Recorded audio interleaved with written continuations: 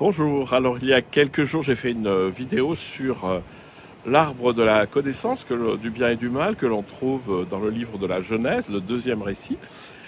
Et il y a certaines personnes qui m'ont dit, oui, comment est-ce qu'on peut voir la symbolique Adam et Ève?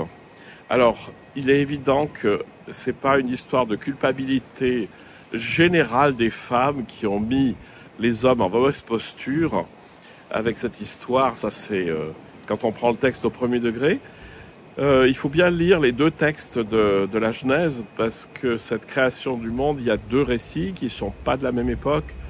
Mais ce qui est intéressant, c'est que dans un des récits, il y a marqué « Dieu fit l'homme à son image, l'être humain, il les fit, hommes et femmes ». C'est-à-dire qu'on parle de l'être humain et pas... enfin voilà, l'être humain est homme et femme, ce qu'on connaît bien, c'est-à-dire qu'il y a une partie masculine, une partie féminine en chacun de nous, de quelque forme qu'on l'analyse.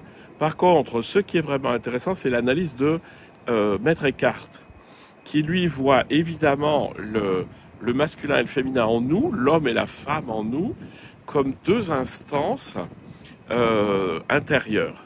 Une dirigée vers l'action et vers le monde par les sens, et l'autre dirigée vers la contemplation par les sens intérieurs, par l'esprit, pour arriver à l'union à Dieu. Évidemment que les deux vont ensemble et qu'il serait un peu primitif de durcir ça sur la situation actuelle hommes et femmes. En fait, les facultés qui sont dirigées vers le monde, vers l'action et vers les sens sont dites la femme dans l'âme, et les facultés de contemplation sont appelées l'homme dans l'âme.